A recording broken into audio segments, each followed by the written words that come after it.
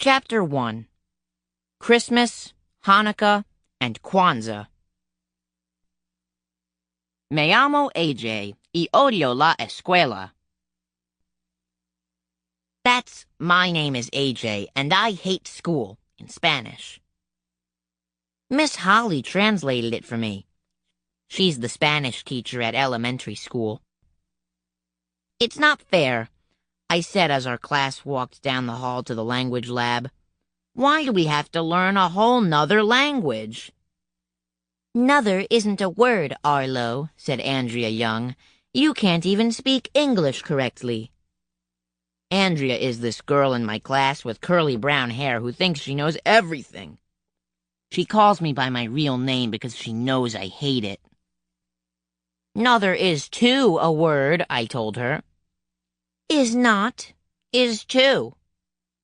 We went back and forth like that for a while. Andrea said she looked up nother in the dictionary once, and it wasn't there. She's probably the only kid in the world who keeps a dictionary on her desk so she can look up words and show everybody how smart she is. Another is a word, Andrea said, but not nother. Oh yeah, I said. If nother isn't a word, then why did you just say it? Nah, boo-boo on her. Andrea was wearing this dumb hat that she made all by herself in her knitting class. Andrea takes classes in everything. She probably even takes a class in how to be annoying because that's the one thing she's good at. After walking 1,100,000 miles, we finally got to the language lab. What a dumb name. Labs are supposed to have test tubes and mad scientists and hunchbacked guys named Igor who limp. Our language lab is just a plain old room where we learn Spanish. What's up with that? Isn't learning Spanish fun? Andrea said to her crybaby friend Emily. I hope Miss Holly teaches us. She didn't get the chance to finish her sentence because at that very second, Miss Holly danced in the door.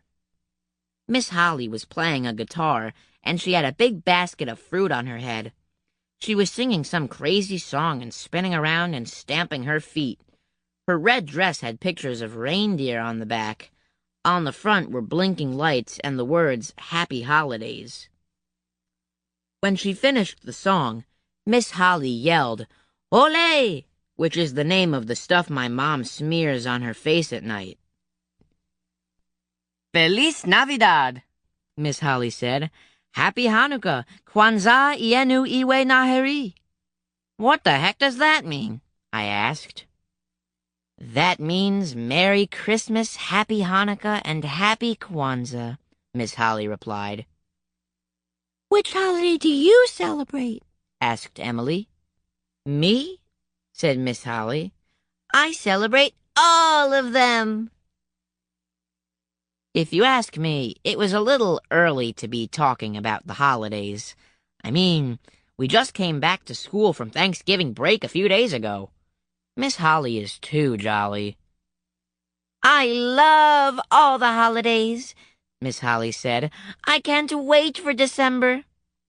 My favorite holiday is Halloween, said Neil, who everybody calls the nude kid, even though he wears clothes.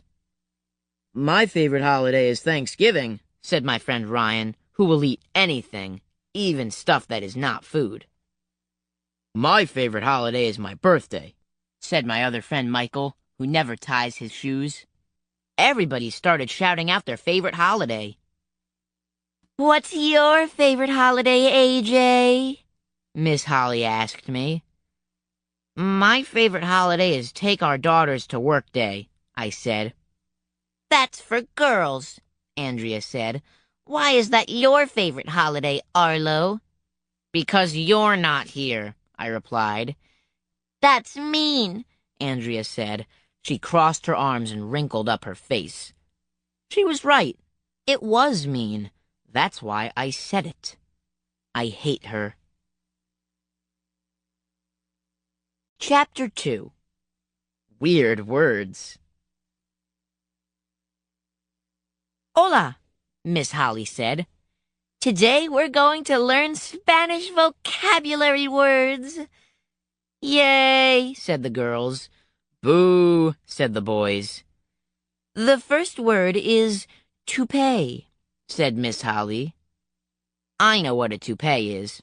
It's fake hair that guys wear so they won't look bald. Our principal, Mr. Klutz, should get one because he's as bald as a bowling ball. The Spanish word for toupee is el peluquín, said Miss Holly. El peluquín, we all repeated.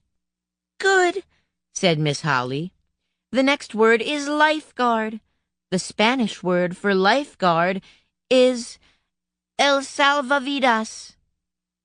El salvavidas, we all repeated. Good, said Miss Holly. The next word is toilet.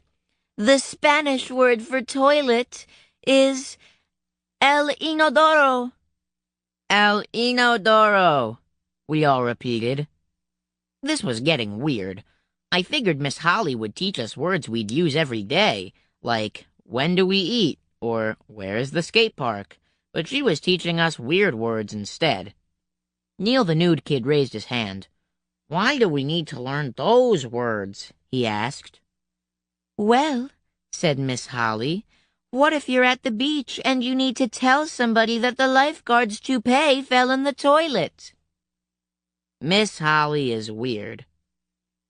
Okay, that's enough vocabulary for now, Miss Holly said. Let's learn how they celebrate the holidays in a Spanish-speaking country like Mexico.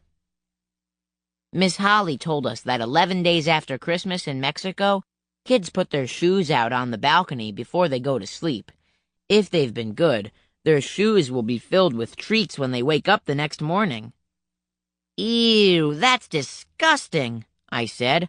I wouldn't eat those smelly treats. Miss Holly said that was silly. Then she told us that for 9 days before Christmas in Mexico, people act out the journey of Mary and Joseph going to Bethlehem. After a big feast, they play the piñata game. Repeat after me, said Miss Holly. Piñata. Piñata, we all repeated. I knew what a piñata was because Ryan had one at his birthday party. It's this big hollow paper thing you hang from a tree, and kids take turns whacking it with a stick. When the piñata breaks open, candy falls out and everybody grabs it. Piñatas are cool because you get to do two very cool things.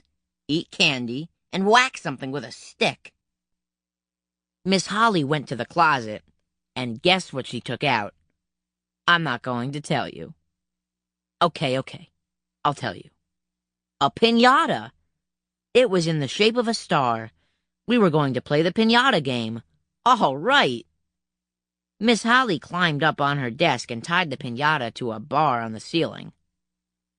Can I go first? We all yelled. Miss Holly said we'd go in ABC order, which meant that Andrea, A-N, got to go first. I lined up behind her because my real name, Arlo, begins with A-R. Miss Holly told us that in Mexico the kids are blindfolded when they play the piñata game. She tied a blindfold over Andrea's eyes and put a stick in her hand. You can do it, Andrea, the girls yelled. I bet she misses the whole thing, I told Ryan.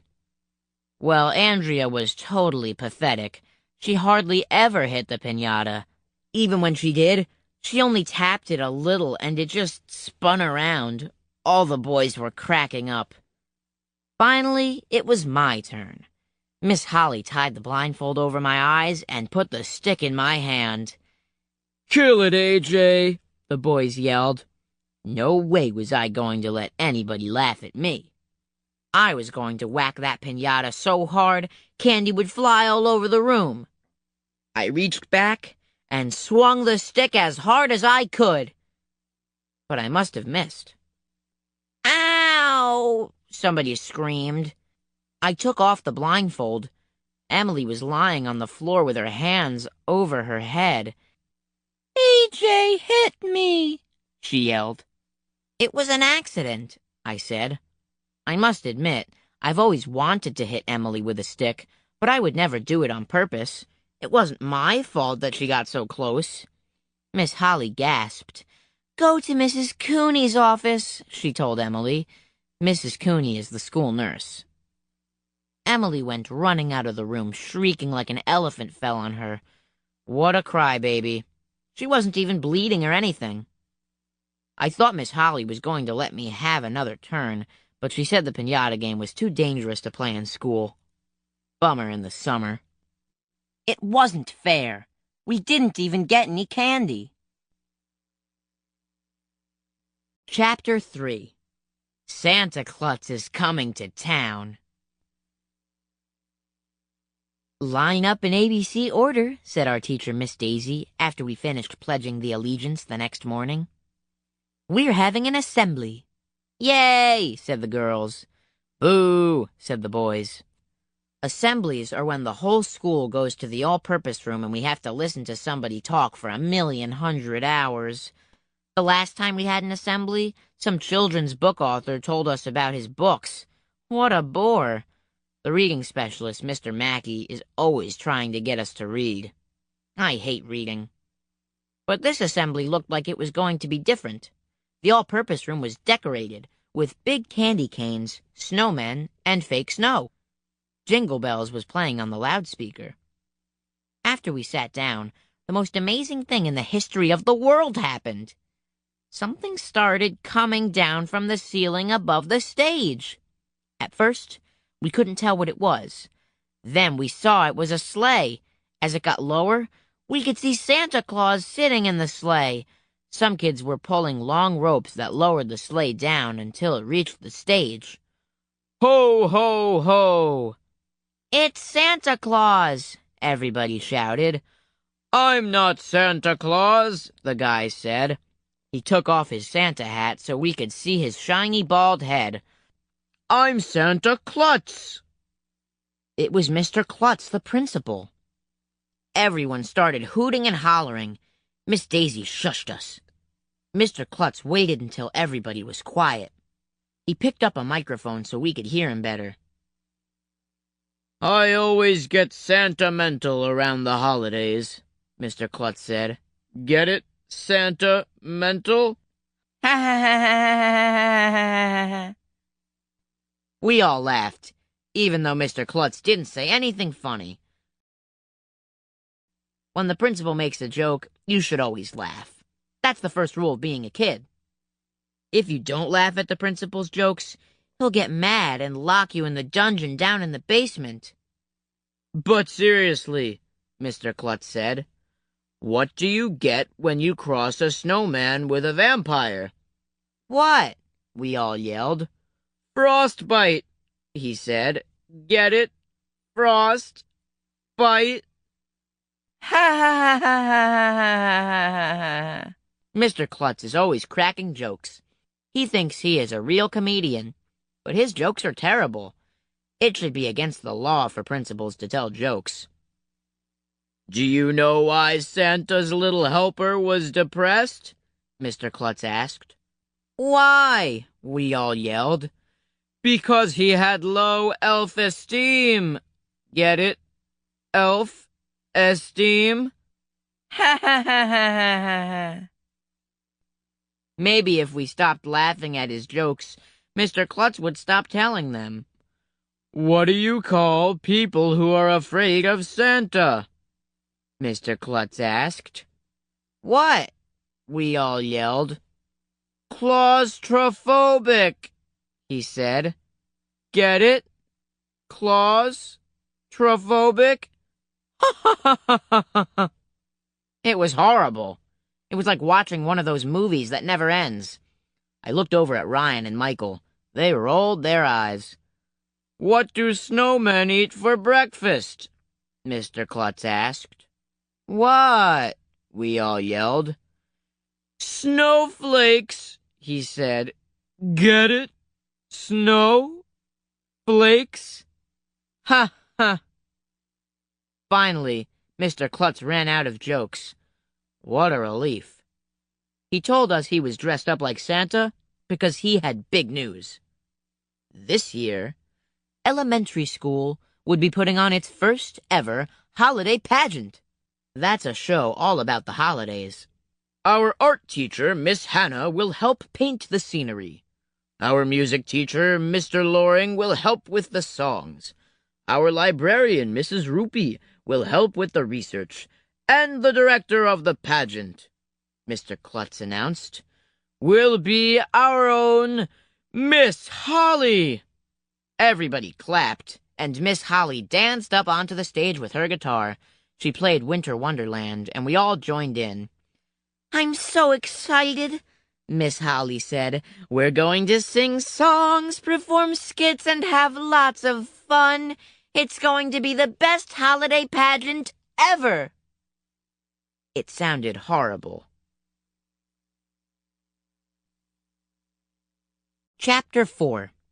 Secret Santa. After the assembly, we walked 1,100,000 miles back to our class. Andrea was all excited about the holiday pageant. She loves to be in plays because she's a big show-off. "Last year, I was in the Nutcracker," she bragged. "They made a play about nuts?" I asked. "No wonder you were in it." Andrea got all mad. "Why do you have to be so mean, Arlo?" "Why do you have to be so annoying?" I asked. "Enough chit-chatting," Miss Daisy said when we were all sitting in our seats. "I have some important news. This year, we're going to have a Secret Santa in our class." Secret Santa? Who's that? None of us had ever heard of Secret Santa. But Santa is cool, and anything that involves secrets is cool, so Secret Santa must be cool. Miss Daisy told us that she wrote everyone's name on slips of paper and put them all into a fishbowl. Each of us would take a slip of paper out of the fishbowl, and then we'd have to get a present for that kid. But we couldn't tell the kid we were getting them a present. That's what made it a secret. Miss Daisy said we would exchange our Secret Santa presents in a few weeks, just before the big holiday pageant. If anyone forgot to bring in a present, they wouldn't be allowed to get a present either. Everybody was all excited. We lined up to pick slips of paper out of the fishbowl. I hoped I wouldn't pick some lame girl like Andrea or Emily. I'd rather get a present for Ryan or Michael or one of the other boys. We lined up in ZYX order, which is the opposite of ABC order. Everybody picked a slip of paper out of the fishbowl and giggled a little when they saw the name on it. Finally, it was my turn. There were only a couple of slips of paper left. "No peeking, AJ," Miss Daisy told me as I reached my hand into the fishbowl.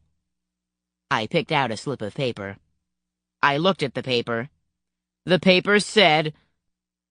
I'm not going to tell you. Okay, I'll tell you. The paper said, "Emily." No! Not Emily. What could I possibly get for Emily? She is a real girly girl. I will have to go to some girly girl store and buy some girly girl present like smelly perfume. It will be horrible. Secret Santa is stupid. Chapter 5. Learning How to Speak Spanish. A few days later, we were in the language lab, and Miss Holly was telling us all about Spain. It's a country in Europe, and it's the whole way across the Atlantic Ocean. Miss Holly played her guitar, sang, tap-danced, and told us all kinds of useless information about Spain. Did you know that Spain is twice the size of Oregon? I didn't know that. Do you care? Me neither. In Spain, Miss Holly told us, boys and girls only have to go to school until they are 16 years old. All right, I said. I'm moving to Spain. Then you'll have to learn to speak Spanish, AJ, said Miss Holly. I told her I already know how to speak Spanish because I saw this movie called Terminator 2, where Arnold Schwarzenegger kills a bunch of guys and before he leaves, he says, "Hasta la vista, baby." My mom told me that means until we meet again. It was a cool movie.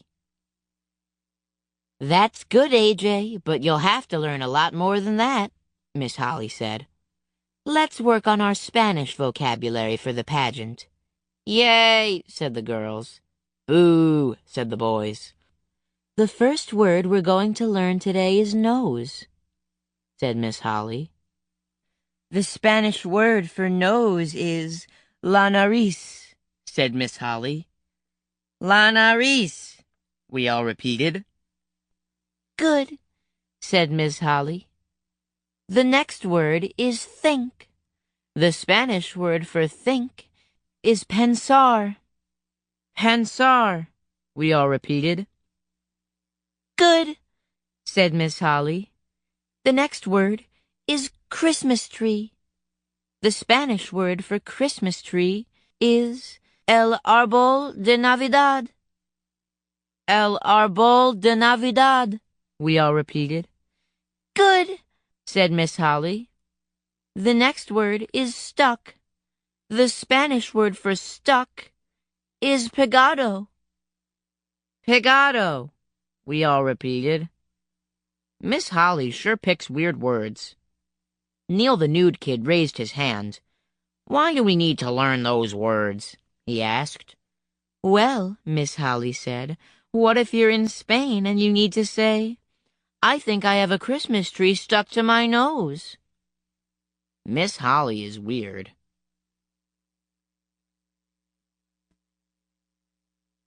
Chapter 6. The Opposite of Hanukkah. During the first week in December, Miss Daisy told us all about the holidays so we'd be ready for the pageant. I already knew the story of Christmas, but I didn't know much about Hanukkah. Now, I don't remember everything Miss Daisy told us, but basically, Hanukkah has something to do with a war. I know all about war. I have some plastic army guys down in my basement, and me and Michael and Ryan line them up and shoot them with rubber bands. Anyway, 1,100,000 years ago, the Jewish people were fighting a war. They were way outnumbered by another army, but they kicked their butts anyway. So after the war was over, the Jewish people went back to their temple to hang out and play video games and stuff. It was dark out. They didn't have light bulbs in those days, so they had to light oil lamps, or they would bump into the walls when they walked into the kitchen to get more pizza. The problem was that they could only find one jar of oil. That would last one night, but they wanted to hang out all week playing video games and eating pizza. I guess they sent somebody to the gas station to get more oil, but he never came back. So they put the one jar of oil they had into the lamp and lit it. The cool thing is that the oil didn't just last one night. It didn't just last 2 nights. It didn't just last 3 nights. It lasted 8 whole nights. It was a miracle. Wow, we all said after Miss Daisy finished telling us the story of Hanukkah. I saw a miracle like that once, I said. Tell us about it, AJ, said Miss Daisy. We were driving to my grandmother's house, I said. Suddenly our car stopped right in the middle of the highway. My dad said he thought he had a full tank of gas, but it turned out the gas gauge was broken and the tank was empty. That doesn't have anything to do with Hanukkah, Andrea said. Sure it does, I said. The Jewish people thought they only had a little oil, but it turned out they had a lot. We thought we had a lot of gas, but we only had a little. It was the opposite of Hanukkah. You're a dumbhead, Andrea said. So is your face, I told her. Anytime somebody says something mean to you, all you have to do is say, so is your face. That's the first rule of being a kid. Miss Daisy told me and Andrea to knock it off. She said that Hanukkah lasts for 8 nights, and each night they light a candle in the menorah. They stick the candles in manure? I asked. That's disgusting. Menorah, Miss Daisy said. It's like a candle holder. Oh, I said. I knew that.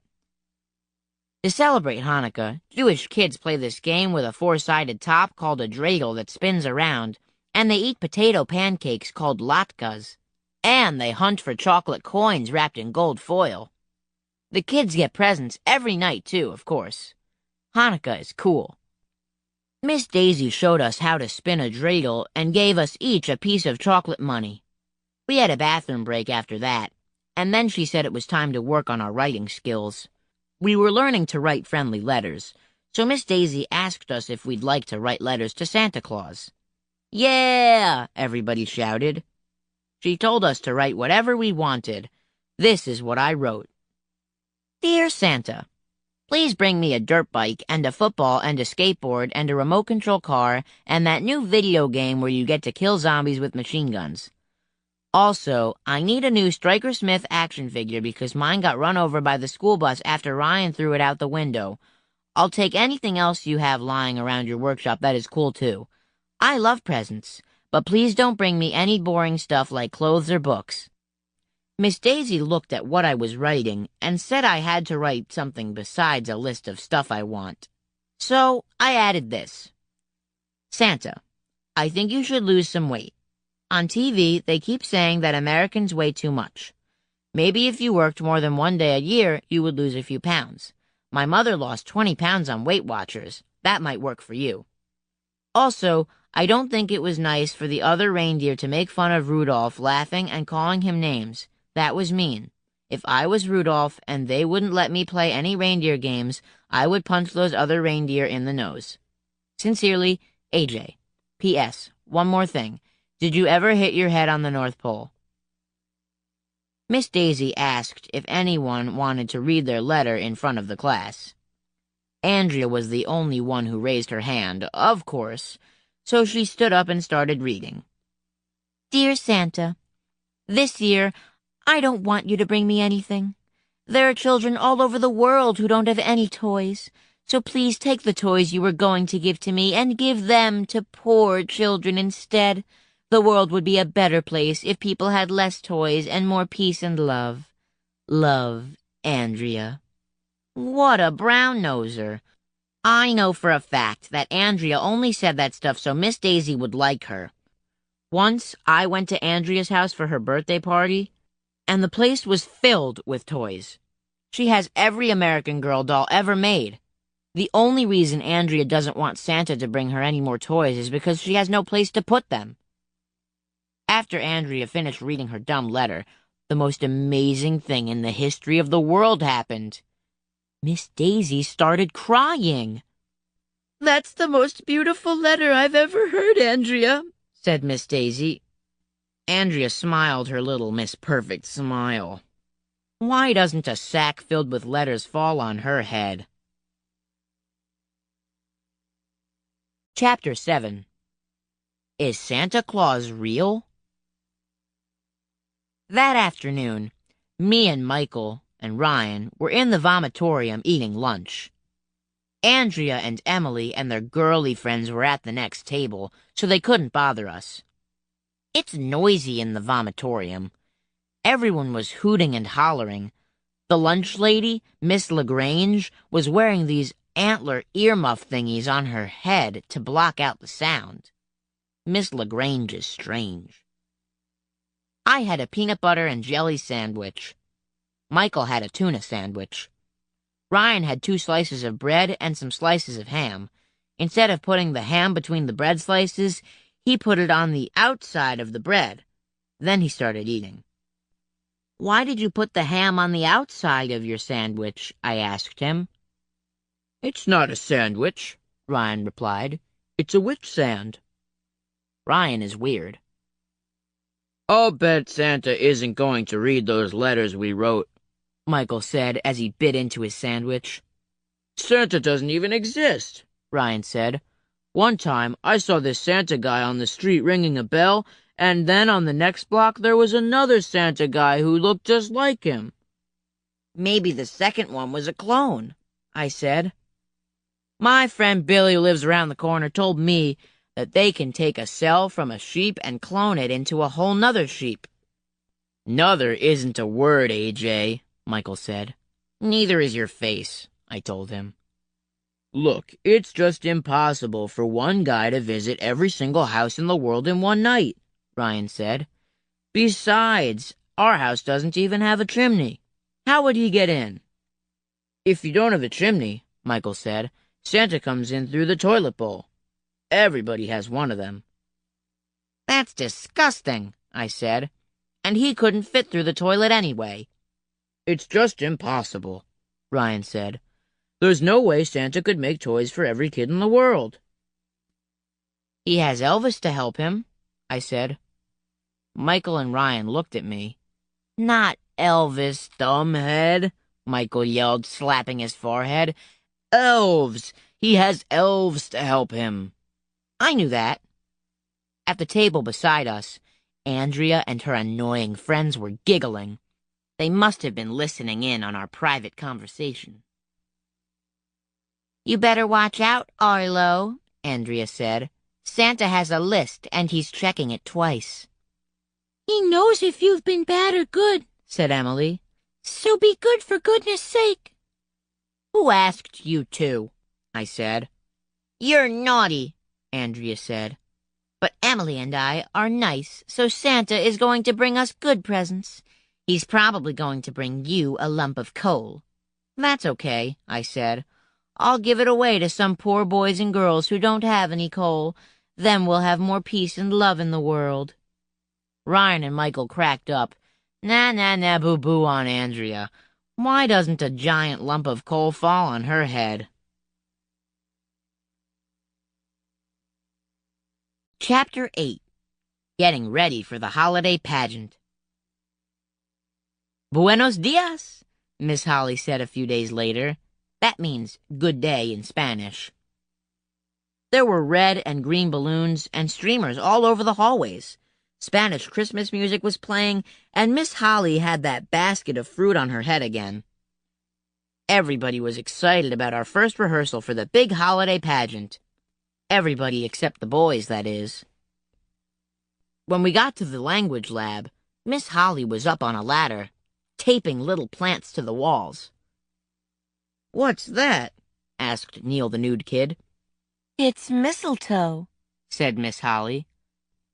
What a dumb name. Missiles blast into outer space. How can a missile have a toe? They should definitely get a new name for that plant. Miss Holly told us that when two people are standing under mistletoe, they're supposed to kiss. Ew, yuck, disgusting. I'm not kissing anyone, and I'm sure not going to kiss anyone just because some plant told me to. Mistletoe is creepy. I'm not going anywhere near that stuff. Miss Holly told us that besides Christmas and Hanukkah, there is another holiday people celebrate in December. It's an African-American holiday called Kwanzaa. Ryan got all excited because that's the holiday his family celebrates. Miss Holly asked him to tell us about it. Ryan told us that Kwanzaa means first fruits, and it celebrates the harvest of the crops. It starts the day after Christmas and lasts 7 days. Each day you light a candle in this candle holder called a kinara. Then somebody will say, Harambe, which means, let's pull together in Swahili. It wasn't fair. Christmas only lasts 1 day, but Kwanzaa lasts 7 days, and Hanukkah lasts 8 days. Man, I wish I was black or Jewish. Ryan told us that on Kaumba, the 6th day of Kwanzaa, they have a big feast called Karamu. They eat fried okra, vegetable stew, squash, peanut soup, and sweet potato pie. Yuck! Ryan will eat anything. If I had to eat that stuff, I'd die. But other than eating that yucky food, Kwanzaa sounded cool. Ryan taught us a Kwanzaa song called Kaumba, and Miss Holly said it would be perfect for the holiday pageant. Then Miss Holly told us that we were going to have to wear costumes and memorize lines. The holiday pageant was sounding lamer and lamer. She also said she needed to pick kids for the speaking parts. All the girls got excited. "Ooh, can I be the sugar plum fairy?" begged Andrea. "Ooh, can I sing the dreidel song?" begged Emily. "What about you boys?" asked Miss Holly. "Which speaking parts do you want?" "We don't want any speaking parts," I announced. "That's right," agreed Michael and Ryan. "I won't force you to take a speaking part," Miss Holly said. "But you do have to be in the pageant. You 3 boys will be the stage crew." "Stage crew?" I asked. "What's that?" That means you'll work the spotlight and move the scenery and props around, said Miss Holly. Being on the stage crew sounded cool. I looked at Ryan and Michael to make sure they thought so too. No problemo, I said. That's Spanish for no problem, in case you don't speak Spanish as well as me. But I'll still need you to wear costumes, Miss Holly said, because we need elves. We must have elves. You can't have a holiday pageant without elves. We don't want to be elves, Michael said. Elves are lame. Yeah, I'm not dressing up like an elf, I said. Miss Holly looked at us, and I could tell that she was getting mad because she put her hands on her hips. Whenever grown-ups put their hands on their hips, that means they're mad. Nobody knows why.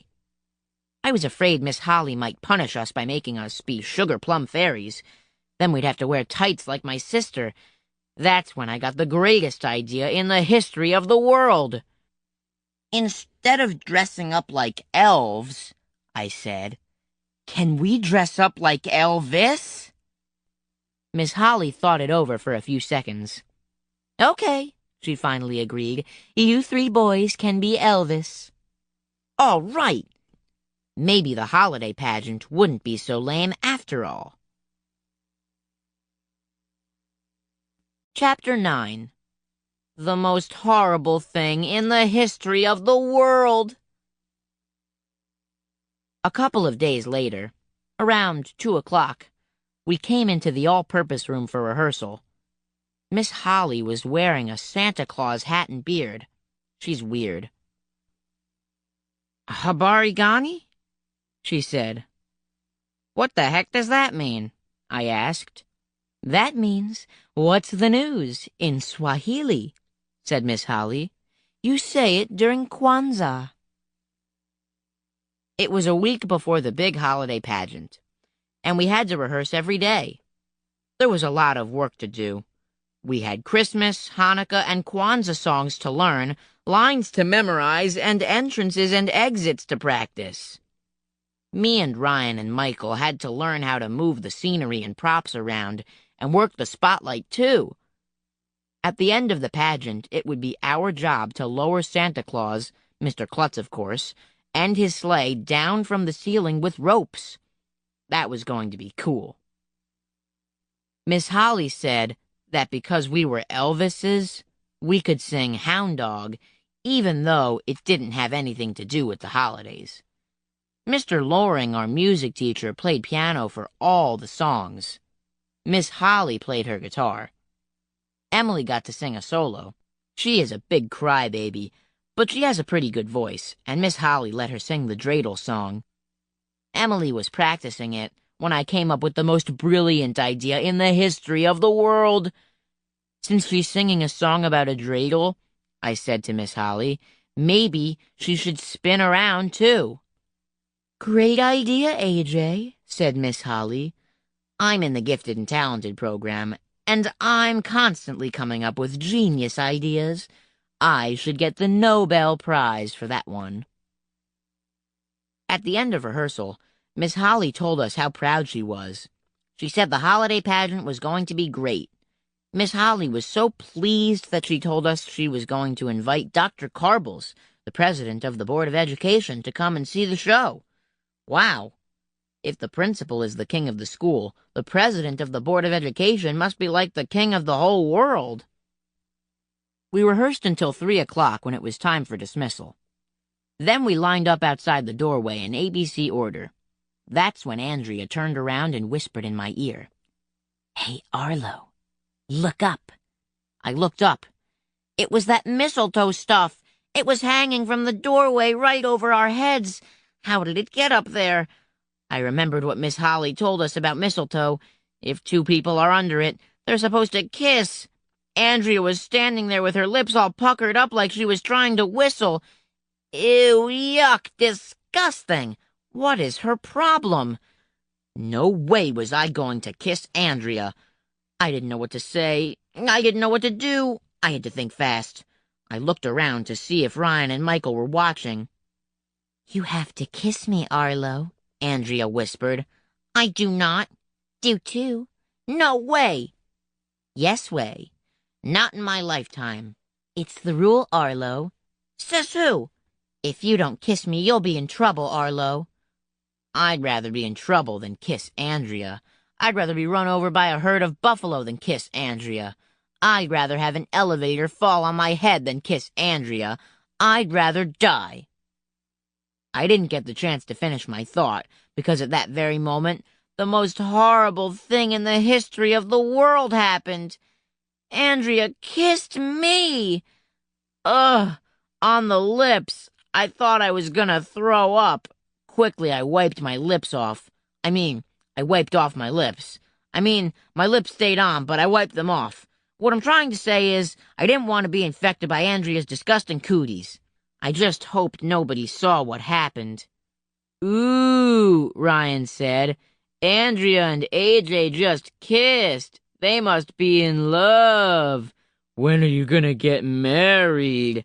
Asked Michael. If those guys weren't my best friends, I would hate them. Chapter 10. My Genius Idea. My life was over. I ran home so fast I could have won a gold medal in the Olympics. Now that Andrea had kissed me, going back to school was out of the question. I could never show my face there again. Ryan and Michael would never let me hear the end of it. That's when I got a genius idea.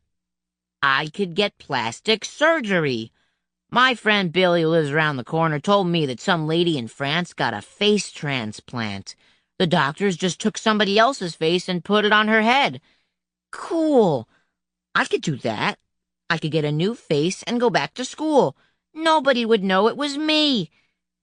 But getting a face transplant sounded disgusting, and my parents probably wouldn't get me one anyway. They wouldn't even get me a new Stryker Smith action figure to replace the one Ryan threw out the bus window. No way were they going to get me a new face.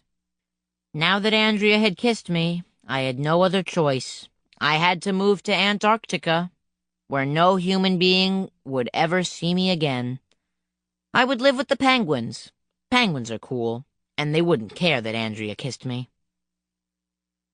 Can you drive me to Antarctica? I asked my mother after school. I need to go live with the penguins for the rest of my life. Sure, she replied, but first we have to go to the pet store. Oh, I completely forgot. We were all out of fish food. My chore at home is to take care of our fish.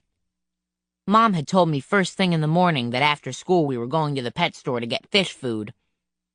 Mom says I have to do chores like feeding our fish because doing chores makes you a responsible person. That makes no sense at all. I'm already a responsible person. Anytime something goes wrong, everybody says I'm responsible.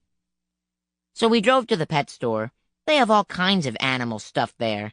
They even have Christmas presents for pets. People actually give gifts to their dogs. Dog owners are weird. You have to be real careful with fish. You have to feed them, clean their tank, and make sure the filter is working. I found the fish food and got in line with my mom to pay for it. There was a little sign in front of the cash register that said, "Did you forget anything?" Did I forget anything? That's when I suddenly remembered what I forgot. I forgot all about the Secret Santa present I was supposed to get for Emily. We had to bring them in tomorrow. Oh, man. If I didn't bring in a Secret Santa present for Emily, I wouldn't get a present from my Secret Santa. And I love getting presents. I had to go back to school. If I went to Antarctica, I wouldn't get my Secret Santa present. Mom, I asked, can you drive me to the mall after this? I thought you wanted me to drive you to Antarctica. I changed my mind, I said. I need to go to a smelly perfume store to get a Secret Santa present for Emily. Mom was really mad. The stores are all crowded before Christmas, and the traffic is really bad. She said she didn't have time to take me to the smelly perfume store. That's when I got another one of my genius ideas. I could get Emily a present right there at the pet store. They sell goldfish for just 10 cents. I could get Emily a couple of goldfish. They would make a way cooler present than smelly perfume. And I wouldn't have to waste a lot of money buying smelly perfume for that crybaby Emily, who I don't even like. The lady behind the counter even said she'd put the goldfish in a plastic bag filled with water and wrap it up in a box. I'm a genius. That's why I'm in the Gifted and Talented program.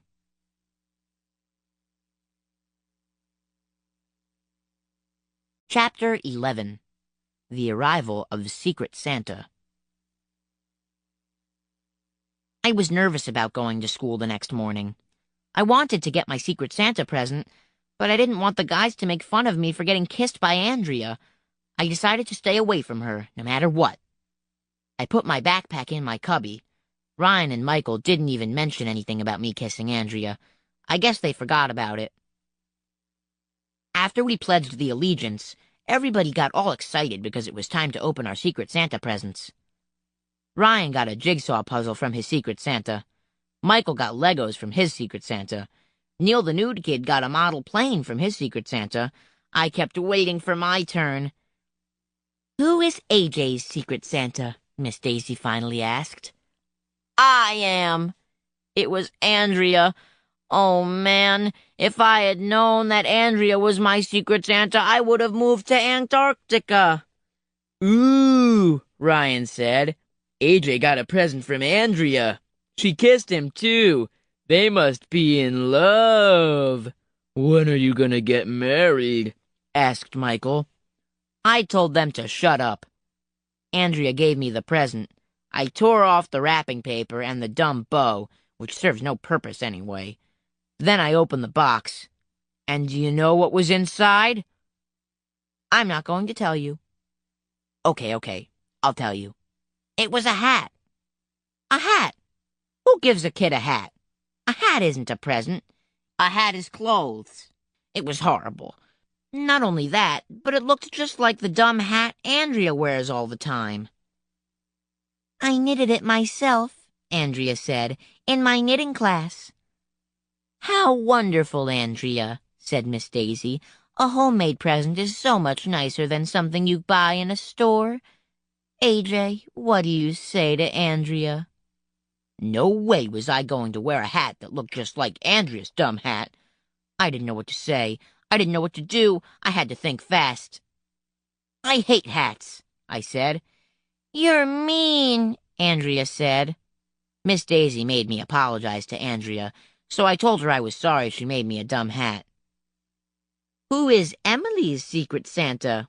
asked Miss Daisy. "I am," I said. I took out the present and gave it to Emily. I was so excited because my present was way cooler than all the others. She opened it up. "What is it?" everybody asked. Emily pulled the plastic bag out of the box and started crying. "It's a dead fish," she sobbed. "I can't believe you got me a dead fish for Christmas, AJ." "It wasn't dead when I got it," I said. "And there were two of them. Where's the other one?" "They must have eaten each other," said Ryan. "Stuff like that happens all the time with fish, you know?" "Man, that's 20 cents I wasted," I said. "This is going to be a terrible Christmas," Emily cried as she went running out of the room. "And AJ is responsible." See? I told you I was responsible. Chapter 12. The Big Holiday Pageant. Finally, the day of the big holiday pageant arrived. Everybody came to school in their costumes. Miss Holly wore a Santa suit. Me and Ryan and Michael wore black jackets and had our hair greased up so we looked like Elvis. It was cool. We peeked through the curtains from backstage. The all-purpose room was packed with parents. A bunch of them were setting up video cameras to record the show. "Guess what?" Miss Holly said. "Dr. Carbles, the president of the Board of Education, is here. He's sitting in the front row. Let's put on a great show for him." The stage was decorated with big candy canes, snowmen, fake snow, and a giant reindeer. It looked great. Miss Holly nodded to me and Ryan and Michael. We pulled a long rope to open the curtain. The show started with one of the 5th grade classes telling the story of Christmas. After that, me and Michael and Ryan sang Hound Dog. Everybody went crazy. After that, one of the fourth grade classes told the story of Kwanzaa. After that, we sang Winter Wonderland. After that, one of the third grade classes told the story of Hanukkah. After that, Emily sang the dreidel song. Dreidel, dreidel, dreidel, I made it out of clay. Me and Michael and Ryan were taking turns working the spotlight, and it was my turn. I shone the light on Emily while she sang and spun around. The light is too high, AJ, Ryan said. You're shining it in her eyes. I am not, I said. R2, he said. We went back and forth like that for a while, but we didn't get the chance to finish the argument because the most amazing thing in the history of the world happened. While Emily was singing and spinning around, she must have slipped on some fake snow or something because she fell off the stage. You should have been there.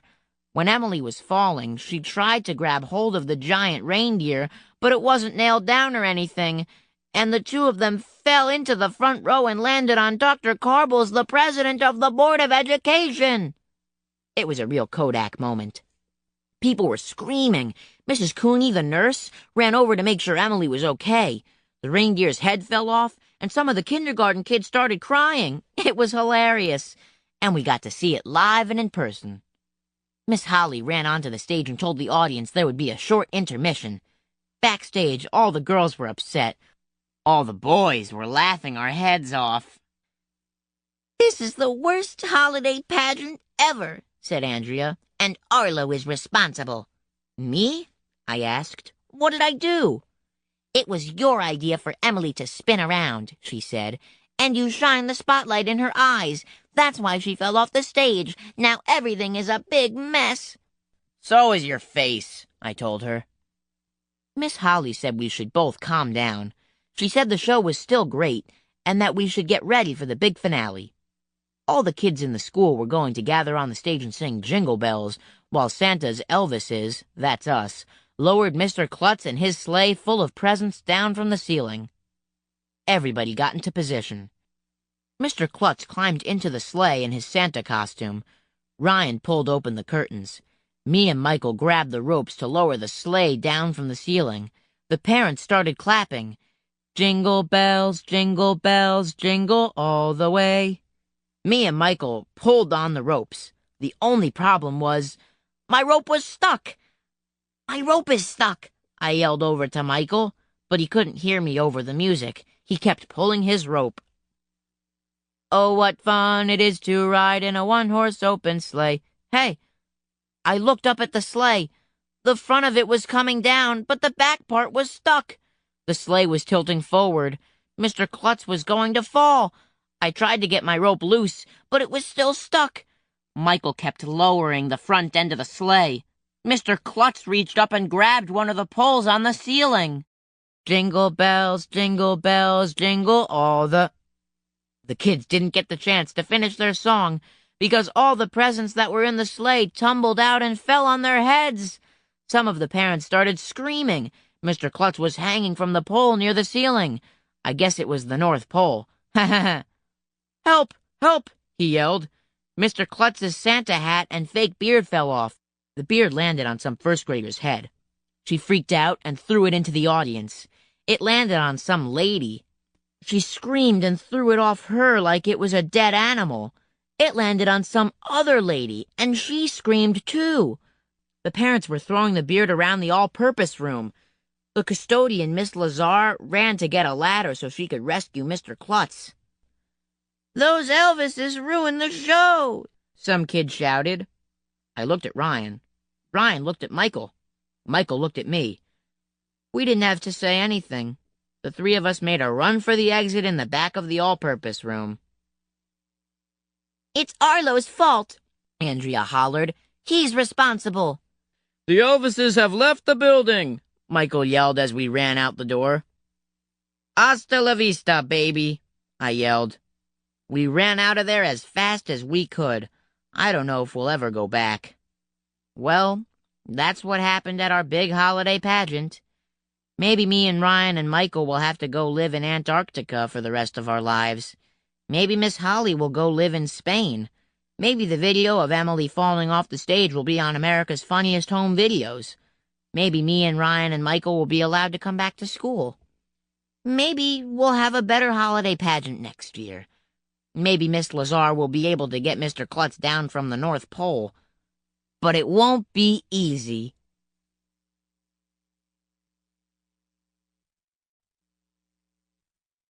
The end.